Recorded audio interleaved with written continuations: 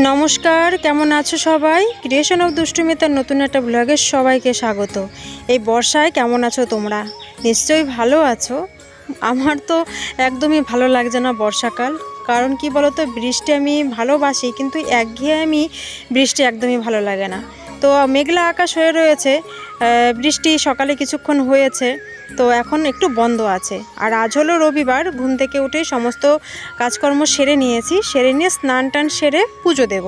তাই ভাবলাম পুজোর ফুলটা তুলে নিই, আর পুজোতে যা যা করতে হয় আর কি সব কিছুই আর কি করে নিচ্ছি।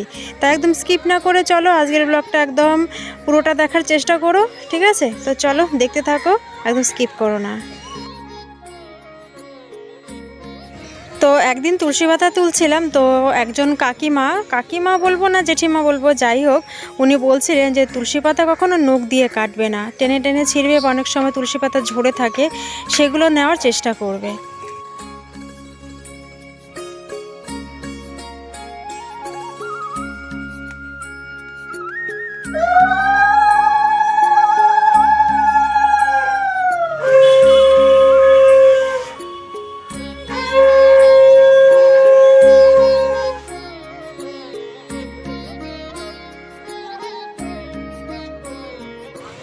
আজ একটা সত্যি কথা তোমাদের সঙ্গে শেয়ার করব, সেটা হলো পুজো দেওয়ার সময় কেন জানি না কত চিন্তা মাথায় আসে। অন্য সময় এই চিন্তাগুলো কোথায় থাকে অতটা জানি না, কিন্তু পুজো করার সময় তখন মনে হয় ঠাকুরের সামনে সব কিছুই আর কি খুলে বলি, মন থেকে সব কিছুই খুলে বলি। কত রকমের চিন্তা ভাবনা, সংসারের কত কিছু জিনিস যে তখন মনে হয়, মানে এক মনে হয়তো ঠাকুরকে ডাকতে পারি না। এটা হয়তো আমার বড় একটা ভুল, বড় একটা দোষ। সেই কারণেই হয়তো জীবনে অনেক স্ট্রাগল আসে, আর সেগুলো খুব কষ্ট করে আর কি পার করতে হয়।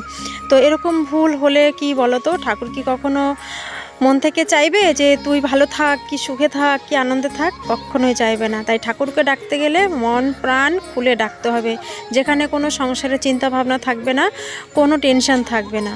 তো আমার এই ভুলটাও হয়ে থাকে, জানো। এবার আরও একটা কথা মনে হয়, ভাবি যে এইসব কথা আমি কার সঙ্গে শেয়ার করব। ঈশ্বর ছাড়া তো কারোর সঙ্গে শেয়ার করার নেই। ঈশ্বরই তো সর্বশক্তিমান, তাই ঈশ্বরকে ছাড়া আমি আমার মনের দুঃখ কষ্ট আমি কার সঙ্গেই বা শেয়ার করতে পারি।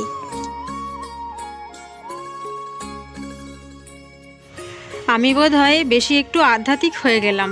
তো যাই হোক, সংসারের কাজকর্ম তো করতেই হবে। তো কিছু কাছাকাছি করেছিলাম স্নানের আগে, সেগুলো মেলে দিয়ে আসলাম, জানি না শুকাবে কিনা। আবার তো নিউজে শুনছি যে নিম্নচাপের মতন, মানে বর্ষাকাল যেহেতু, আবার একঘেয়েমি বৃষ্টি হবে, যেটা একদমই ভালো লাগে না।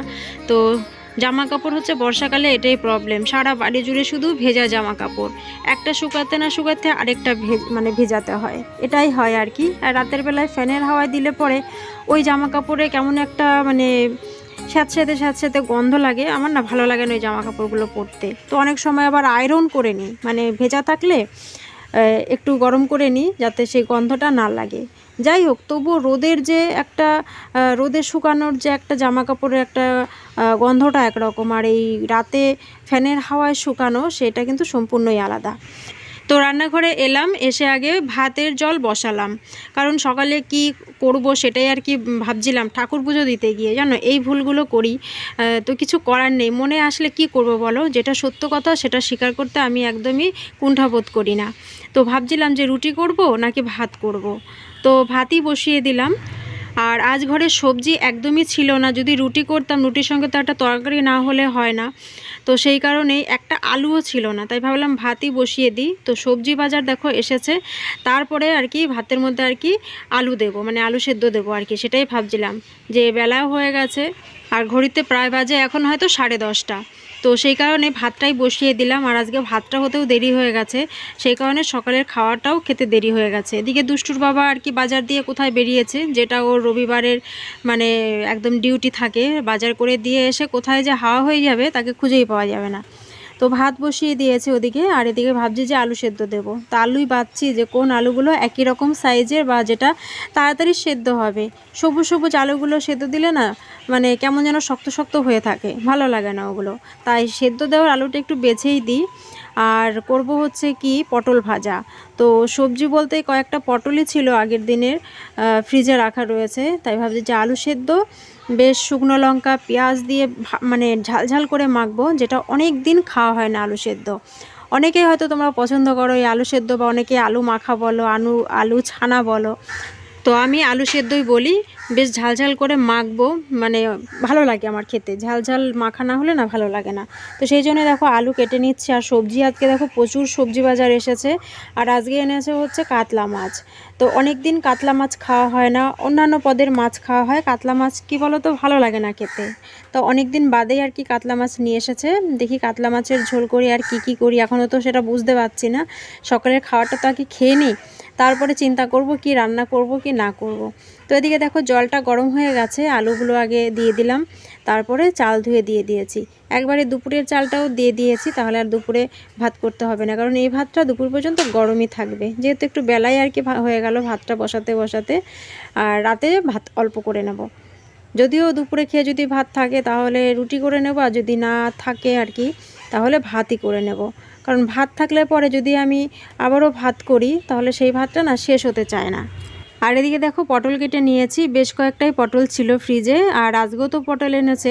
এবার এগুলো যদি আজকে না রান্না করি তাহলে এগুলো না পেকে যাবে। আর পেকে যাওয়া পটল ভাজা দুষ্টুর বাবা একদমই খেতে চায় না। আর ও কী করে, পটল ভাজা করলে পরে পটলের দানাগুলো সম্পূর্ণ খুলে বার করে দেয়, শুধু ওই খোসাতে যা থাকে ওইটুকুই আর কি খায়। কিন্তু আমার আবার পুরোটাই ভালো লাগে পটল ভাজা। আর তার সঙ্গে যদি শুধু একটা কাঁচা লঙ্কা হয়, আলু সেদ্ধ না হলেও মনে হয় তখন চলে যাবে, এত ভালোবাসি আমি পটল ভাজা খেতে। আর বিশেষ করে পটলের দানাগুলো যখন মুখে পড়বে কেমন একটা কটমট কটমট করে একটা আওয়াজ হয়, যার জন্যই আমার ওটা খেতে আরও বেশি ভালো লাগে। তো সত্যি কথা বলতে আজকের জলখাবারটা কিন্তু সকালে দারুণ ছিল, গরম গরম ভাত, তার সঙ্গে আলু সেদ্ধ আর হচ্ছে পটল ভাজা। আর দুষ্টু দেখো এদিকে এসে বলছে কিছু একটা, নিশ্চয়ই আমার কাছে চাইছিল বা কিছু বলছিল, যেটা আমার এই মুহূর্তে এখন মনে পড়ছে না। তো ও দেখো আমাকে একটু হামি খেলো। তো খাওয়া দাওয়ার পর এখন এলাম দুপুরে রান্না বসাতে। তো দুপুরের জন্য করছি হচ্ছে উচ্ছে ভাজা, আর আজকে এনেছে হচ্ছে কলমির শাক। তো আজকে না তেল একদম বাড়ন্ত, মাসের যেহেতু শেষ, তো তেল একদমই মানে যা যা রান্না করব ভেবেছিলাম সেটা আর কি হবে না, তেল একদমই বাড়ন্ত। সেই কারণে শুধু উচ্ছে ভাজা আর মাছের ঝোল। আর তোমরা গ্যাসের পাশে দেখতে পাচ্ছ কয়েকটা লেবু, এটা দুষ্টুর বাবাই যেন কোথা থেকে এনেছে, কারো বাড়ি থেকে হয়তো এনেছে। তো লেবুগুলো কি বলো তো, এত টক, ভাতে খাওয়ার লেবু কিন্তু ভীষণ টক। তো টক লেবু আবার ভালো লাগে না। আর গন্ধরাজ লেবুতে তো এখন রস হয়ই না, শুধু ওই সামান্য একটু গন্ধ, ব্যাস ওটুকুই।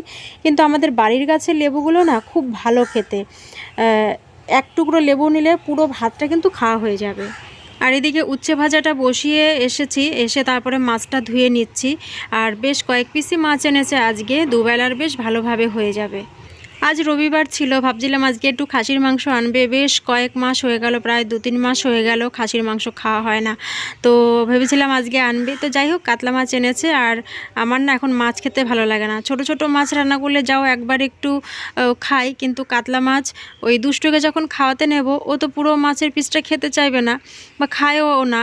তো সেই কারণে কি হয়, ওর পাতের থেকে যখন একটুখানি খাই আর পরে না আমি যখন খেতে বসি তখন আর আমার মাছ দিয়ে খেতে ইচ্ছা করে না। তো এটাই আমার ভালো লাগে না, একবারও একটুখানি মুখে মাছ যদি দিয়ে দিই মুখটা কেমন যেন মেরে আসে, সেই কারণে পরে আমি নিজে খাওয়ার সময় আর মাছ খেতে পারি না।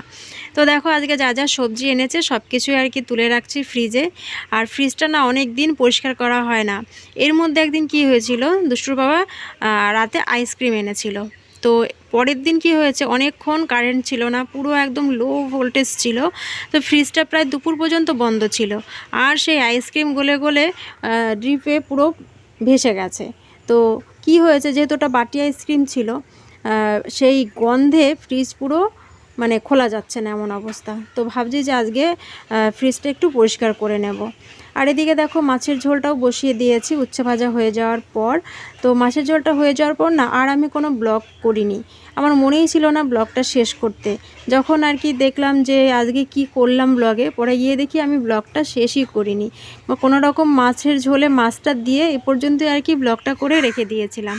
তারপরে দুপুরে খাওয়া দাওয়া করেছি, আর ব্লগটা আমার শেষ করা হয়নি। এরকম হয় না যদিও আমার, কি জানি, কিন্তু আজকে এরকমটা হয়ে গেল। আর এখন বাজে বিকেল 5টা। তো সন্ধে দেব, সেই জন্য উঠেছি যে ঘরটা একটু মোছামুছি করব আর কি। তো দেখো বৃষ্টি নেমেছে, একদম অন্ধকার হয়ে এসেছে, তোমরা আকাশটা দেখে বুঝতেই পারছো, মানে 3টের পর থেকে বৃষ্টি নেমেছে। তো সেই কারণেই মেঘটা মানে এত হয়েছে, ভাবছিলাম যে সন্ধে দিতে দিতে নাকি মানে ভিজে ভিজে সন্ধে দিতে হয়, তো সেটাই হয়েছিল, ভিজে ভিজেই সন্ধেটা দিয়েছি। তো যাই হোক, চলো ব্লগটার বেশি বড় করছি না, কেমন লাগলো কমেন্ট করে জানিও। যদি কেউ নতুন হয়ে থাকো আমার আজকের ব্লগ দেখে, তাহলে অবশ্যই চ্যানেলটিকে সাবস্ক্রাইব করে নিও। তো চলো, আবারও তোমাদের সঙ্গে দেখা হবে অন্য কোনো ব্লগে। ততক্ষণের জন্য সবাই ভালো থেকো, সুস্থ থেকো, আর অবশ্যই এই বর্ষাকালে সাবধানে থেকো।